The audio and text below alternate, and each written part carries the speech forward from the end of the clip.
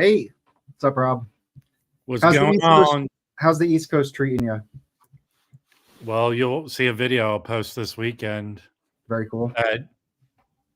I was killer because I went to a shout out to Zep Pearl. He recommended this record store that opened called Decibel Music, and Okay, it was crazy. So you'll see a video I post. nice. I'm looking forward to that.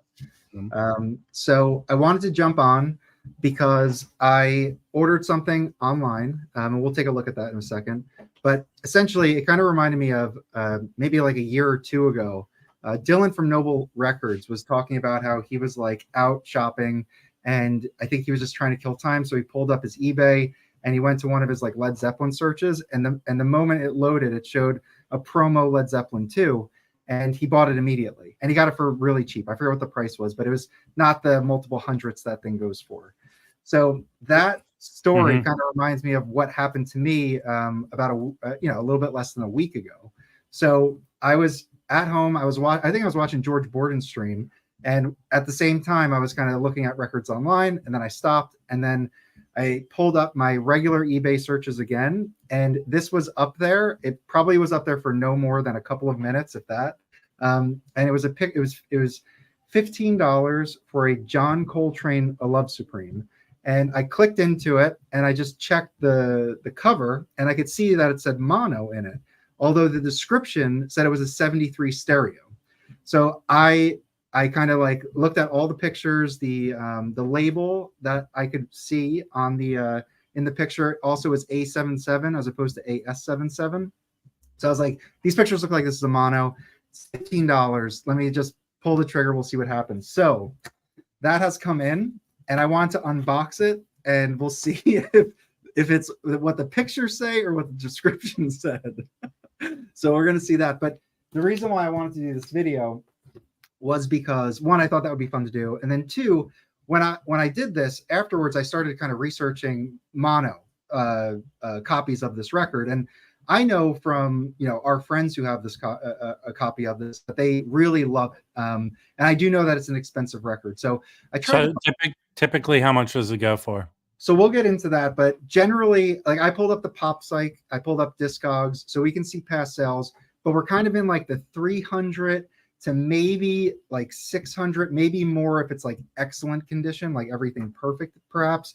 But that's kind of the range that we're in there. So, and sometimes I think people can win them on like eBay auctions for like a little over 200, but it's a pretty expensive record. But did you search the seller site where he had a mono for sale for 300? But no. Like you No. mixed up the two copies. Yeah, no.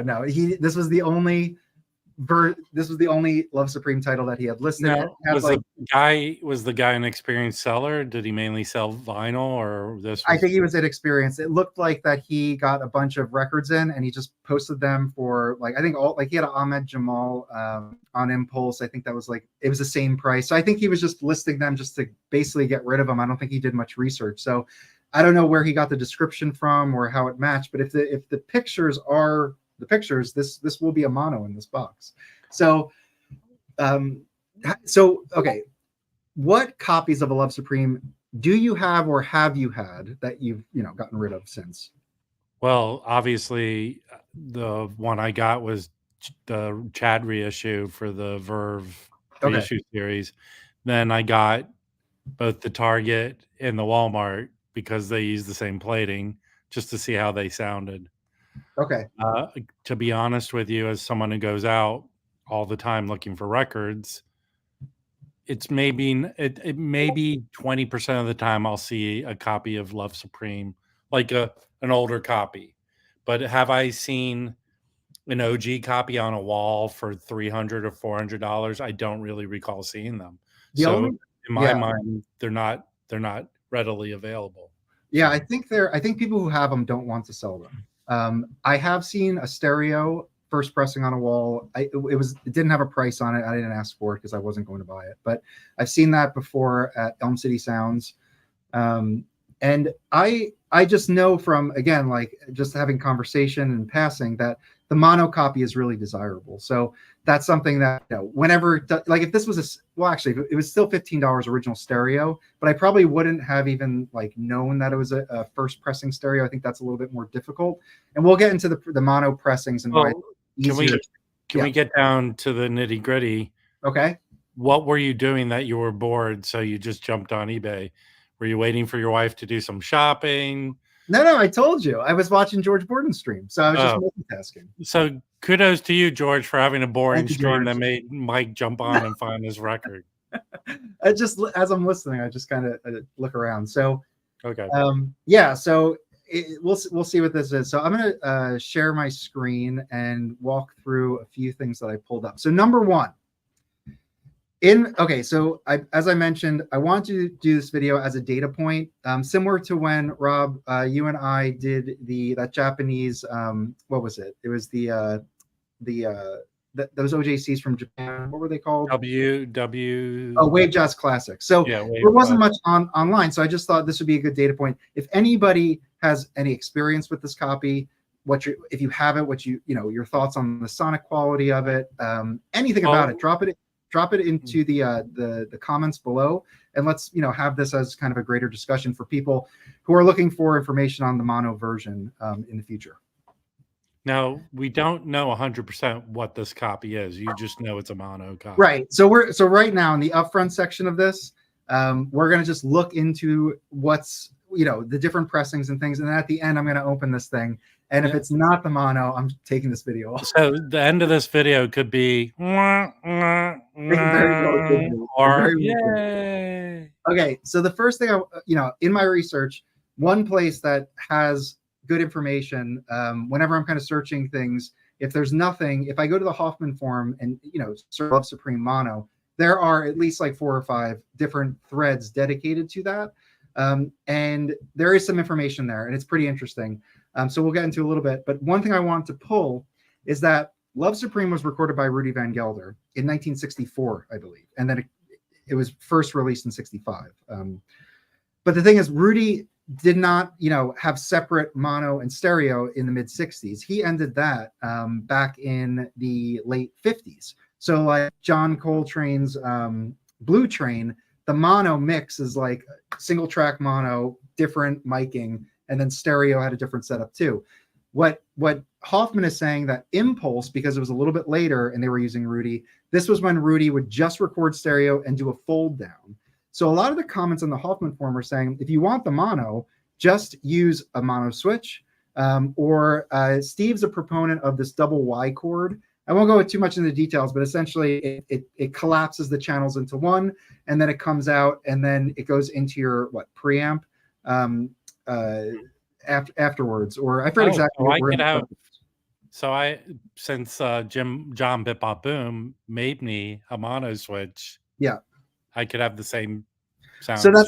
So that's one question I had for people. I do realize that is the case. Like, you're going to collapse that stereo signal, and then it's a mono, and that's going to be coming through with this double Y connector. But is there any difference? Like, I realize it is mono, but like, would the mono record sound different? Like, one, we're adding a new component piece to our stereo, so I don't know if that's going to affect anything. I don't know if the collapse itself does anything different than if you were to get a mono copy.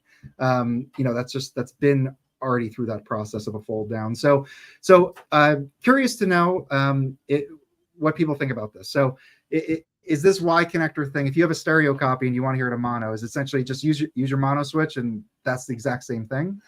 It sounds like that's very feasible. All right. So what do people say just on the sound of the fold down, how it sounds? So I've heard a few testimonials, and one thing I wanted to jump to, actually, I pulled up. So this is our buddy Joe. I invited him to join the stream. He may be able to. So if you're out there and you want to come up, check your inbox for the link. This is him holding up his mono version. Apparently, this is like as clean as you can get of a record. He says it is. I forget the language he used, but he's like, it's like transcendent. Like it's an extremely well recorded record already, and then when you listen to it in mono, it's just that much more amazing. So he loves it in mono. He seeked it out. Also, this this guy here, you can't see his face, but this is Ryan from Imagine Music. He is a Coltrane completist. I linked this video in our description. This is the complete Coltrane discography. He has everything that is known. So he goes through this video and shows it. And I just pulled it up because one, everyone should check out this video. And two, his mono copy is a club edition, but he wanted it. So he wanted a mono version so bad that he, was like, the regular kind of edition is so expensive that he went for this club edition, which is also pretty darn expensive. But he wanted a mono copy, made a point to get it. So I just wanted to call that out. That Ryan, who is like a Coltrane expert, wanted a copy himself. Now is his video all about all the Love Supremes he owns, or is that our video about all the Coltranes? It's all the Coltrane. So pretty much his entire recorded discography that is known. And he goes through, he has like a textbook. Putterman also has that book.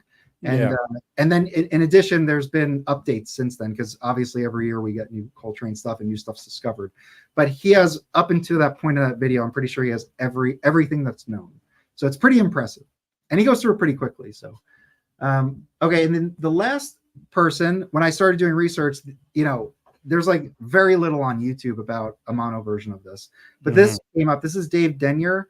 He has a really cool channel, lots of hi-fi stuff, lots of tape. He gets like all the Analog Productions tape boxes. Yeah. And I used to see him do openings of one steps and stuff. So he does a lot of high-end stuff, and his channel's very good. And I just wanted to show this. So this is his mono UK version.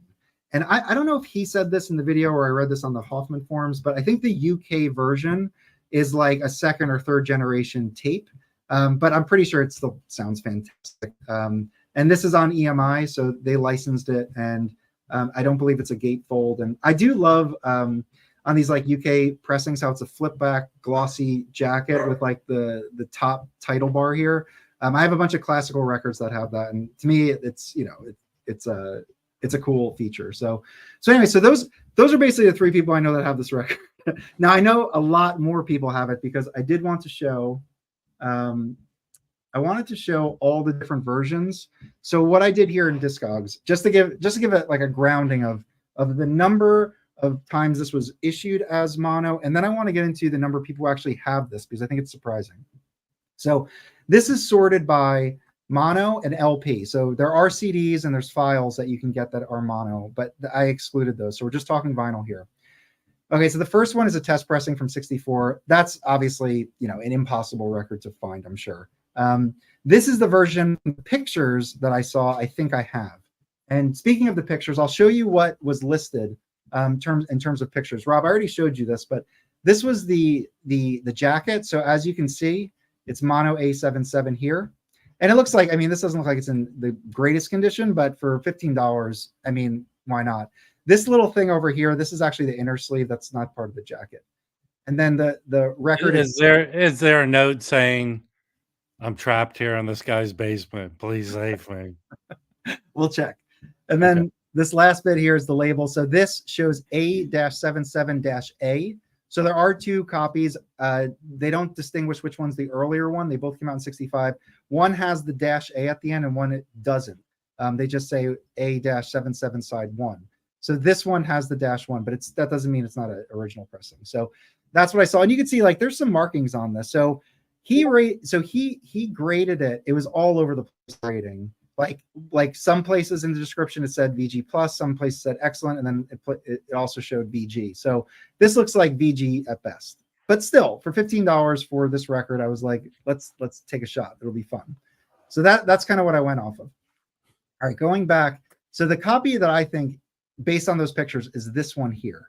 Now, as you can see, let's look at some past sales. So the low end is 120, the median's 400, and the high end is 1750. And this is obviously the entire history of the sales here. There are 29. Oh, and then also, this is what I wanted to point out. Oh, what the hell was this? So what I wanted to point out here is that, it's one thing for a record to be $500 and there are no copies available. So when it comes up, it costs $500 because you can't get any other pressing of it. That is very much the case in a lot of with a lot of jazz titles that are expensive. I guess what I'm pointing out here is this record is not rare. I mean, the fact that almost 2,000 people have this version, I mean, a lot of people want it. I mean, I get that. So that's obviously going to impact the value of it because there's more people in the market for it. But this is not, this pressing, there's almost 2,000 people that have it. That's a lot. And, that's over time. And obviously not everybody uses Discogs, and how many copies were discarded because people got out of collecting, etc. So it's not like this is a rare record. It's not. And you can see right 29 for sale. So let's click into this. And there are 20 in the United States. So I'm just going to filter this by the United States to keep it simple. So filter by United States, there's one that's in fair condition for $50. Then it jumps up to 200 for a G plus. Okay. Then a VG and G sleeve is $350. And you can see the prices are like, I don't know who's going to buy this record for $350. I feel like this is I mean, let's go back to the realism. Let's go back to see what has sold. Okay, let's go back to see people just charging what they want to charge. Okay. So we'll look at this, and I also pulled up the pop site. So, and go back. Okay, hold on. Okay. So this is another tailing thing for me. The way I price records and sell them on Discogs. There's a shitload of people who want this record, but look at the last date it sold. Yeah, it hasn't sold since August. So let's do that. So if you click into last sold, this is going to open up this history portal. So this will show all the sales and the descriptions of those sales. So, and this is obviously not filtered by the United States. This is total sales. So that's why we have this 800 euros for a near mint copy. Okay. Beautiful collector's mono copy. 150 for a VG. That seems like a good price. I think, I doubt that lasted too long. Although it's a desirable record, if you look at those dates, the way it's sold, it's not selling like a record that people demand right away. Well, hold on. So the pop site tells a little bit of a different story. Well, they're using eBay. So they're looking at eBay too. And the other thing I did want to mention, a lot of people in the comments talk about how a mono that is a little scratched up, because it's mono and the nature of those records, that they actually play much better than they look. And I think that's, I'm sure it's always case by case, but I've heard that many times with old mono jazz records before, that like the old Blue Note plastilites are built like tanks. I mean, that's something I do hear from time to time. So anyway, so that's also why I think a VG copy, if this is a VG copy that I got, I'm not too concerned about. I think it'll still be enjoyable. So we'll see how that is. But yeah, so these are past sales. So you can see this one's VG plus, and this is, so condition of the records VG, it sold for $325. This other one, $400, and these are all this year. Okay, so this is this year. So this thing, this is generally like what you're able to ask, and people will actually accept. I'm going to jump to the pop site. So this is Pop Psych Love Supreme Mono. I sorted by new to old. And Rob, check this out. So in October alone, 1, 2, 3, 4, 5 sales, ranging from $200 to, it looks like $650. So the prices for this are very expensive. But I guess the point, and I was watching Dan the Jazz Shepherd's video, his most recent one, and he was saying, he made the exact same point about Impulse, saying Impulse, they pressed a ton of those records. This was not like some small boutique label. And the idea that like these records sell for this level of money when there's so many available, right now there are 30 on Discogs in the United States. I mean, but they're all very expensive, but it's like, how, like, are they just going to sit there? Like, what's going on with this record? Like, that you would have 30 available and they're all not priced competitively. Right. So like, you think if you want to move this thing, put one on, like if the cheapest VG copy was what, $350? What was it? $250? Let me see what it was. Well, I'm not going to pull it up again, but it was expensive. I think the next person would undercut that person, not go over another $100. I mean, so I do feel like it's all over the place with pricing, but it's all expensive. And it really is depending on, if the buyer really wants it, how deep the buyer's pockets are, and then what the seller thinks he or she can get from it. So expensive record. All right, let's go back. Now Now there are other pressings outside the United States. So that was the US one. We have one in Canada. Now what's cool about the Canadian one, click into it, Spartan, they're kind of the like people that put out the Impulse catalog in Canada. But what's cool about this is it's the same year, and although it doesn't say in the notes here, if you look in the comments, and this is the case with Impulses from Canada that I have, these are all the Van Gelder metalwork. So this Canadian pressing, if you want an original, I'm sure it was pressed up in Canada, but they used the metalwork from the original pressing that the US used. So it is Van Gelder shipped. I would say it's probably identical. And my Canadian pressings sound fantastic. So I actually have Canadian pressings of Savoy records. They did London Savoy up there, and those are still RVG stamped. And they sound fantastic. I won't go through every single copy, but I did also want to show, this is the club edition that we saw Ryan have. So this one's $100. So there's 4 for sale. So this one's a little cheaper, but still, I mean, even for, this is a non-Van Gelder stamp, and you know, $100 for a VG copy and $185 for VG Plus. So even the club edition is valuable. It's just this record in mono is just valuable no matter what pressing it is. So I wanted to kind of round out this section. So we have a French pressing. I looked into all these. The French is not Van Gelder. There's another Canadian. There's another US, different variant. Like I mentioned, it doesn't have the -A on the label. This is the one that we saw from the UK, His Master's Voice edition. So we have that also from 65. These are all from 1965. Then we get a repress in 66 of the UK. We get a Spanish, UK, and US repress in 66 and 67. And that's it. From there, we do have this A Love Supreme, the complete masters, which is folded into this. But actually, there's only one disc in here that's mono. It's the second disc. And I believe, I don't have this, but I believe this is like the quartet session. I think that this is different than, like, these songs are different. They're like, this says overdub and there's alternate takes. So even though this is mono, I don't think this is like a full, complete Love Supreme session that came out. So that's that. And then there's a couple outliers here, another Spanish one and a US one. This one, there were no sales on it. So anyway, so that's what we have to deal with mono in vinyl. What else did I want to show? I think that might be everything. Man, this better be the real deal, and it better be in good condition. Well, I got through everything. So Rob, what are your thoughts before I open this sucker?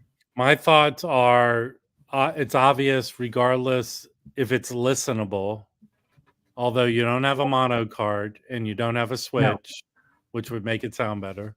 Okay. For $15, like today, I picked up a ton of OG records from like a dollar bin because they were $1. I mean, to me, it's worth it to even just see how they sound after you clean them and stuff, you know? Yeah. It's not a lose. Plus, you made the video. Now you can write it off on your taxes. There we go. All right. Well, we're going to see. So I'm going to open this up. And like I mentioned, if it is not the mono copy, I'm taking this video down. No, I'm kidding. I'll leave it up. But yeah, I wanted this, again, to be a data point. Because when I was looking and I was interested in getting this, there was very little dedicated to it. And given the desirability, I think it'll be, you know, a video that I wanted. So I figured that we'll put this out there. And if anybody has any experience or any thoughts, anything I missed, I'm sure I did miss a ton. Let's please comment, and we can use this, and people, you know, down the line will be better informed because of it. So, all right, here we go.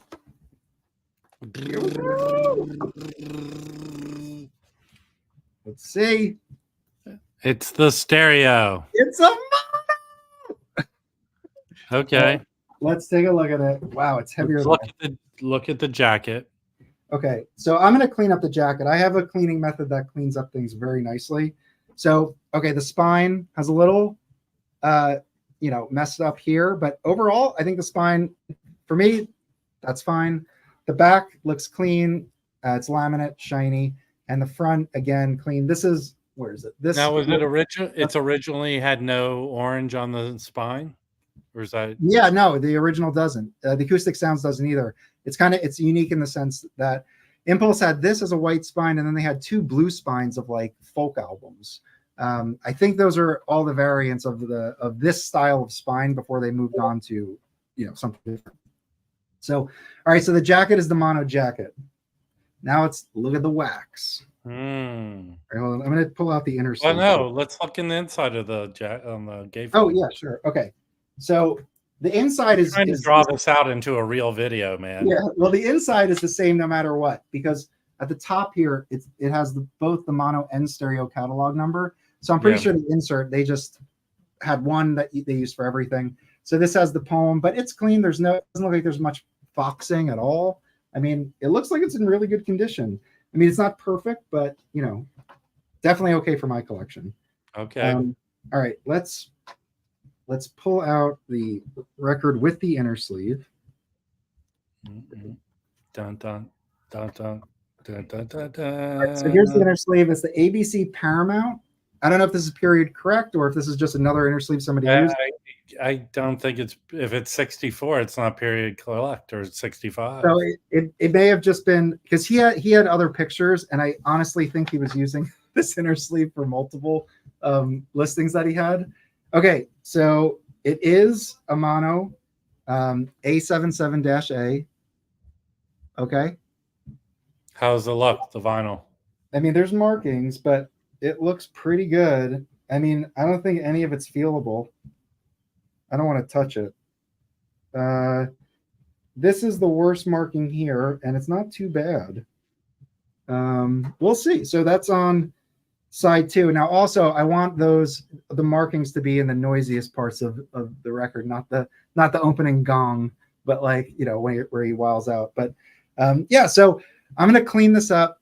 I'm going to give it a listen, and I'll be on the stream later tonight. So in 2.5 hours, right? Yeah, 2.5 hours. And I'll let you guys know how it goes. But I'm pretty excited. So worked out $15 mono Love Supreme, and it looks like it's in VG condition. Hopefully it plays VG Plus. And yeah, so there we go. Oh, let me see if there's RVG. Let's take a look at that too. Yeah, Van Gelder. So it's a Van Gelder stamp. So his full last name, which should be correct. That's what we saw. All right. So thank you, Rob, for joining. I know that I didn't do like a comparison, like a sonic comparison, but I think the purpose of this video was really just to get some information out and do an unboxing. That would be make sure you didn't get cheated by some dude. No, honestly, if it was that other pressing, I would, for $15. I mean, that's still a good deal. So I probably would have just done an A/B comparison. Oh, you got a $250 record for $15. Yeah. So I mean, I'm not going to sell it or anything. It'll go right behind me in my OG Impulse section there. So yeah. So all right, cool. Well, that has like made my week when that sale went through. I was texting Rob and everybody. I was like, I hope he ships it. I hope that he doesn't say he made a mistake. So anyway, very, very pleased with that. And thank you everyone for watching. Again, we're going to be live streaming at 8 p.m. Eastern. Rob, are you joining that? Are you going to be able to make that? I'm going out to dinner with family, but maybe towards the 9th hour where Chris has been inebriated. Yeah. But yeah, I'm about to post a video that has a lot of killer vinyl. If you guys, it'll probably be up this evening. So all right, I'll check that out. You showed me a little preview, and there were some really that awesome record. I left a lot of stuff there. So if you're in DC, go to this, watch my video, and go to the record store. Yeah, I'll also link Rob's channel below. Make sure to sub up to Rob. He does a lot of great find records videos, and he joins our live stream. So great channel. And remember to like and subscribe this. Please share it. And again, if you have any additional information, please link it below in the description. I think it'll be super helpful. So thank you, everybody. We'll see you soon.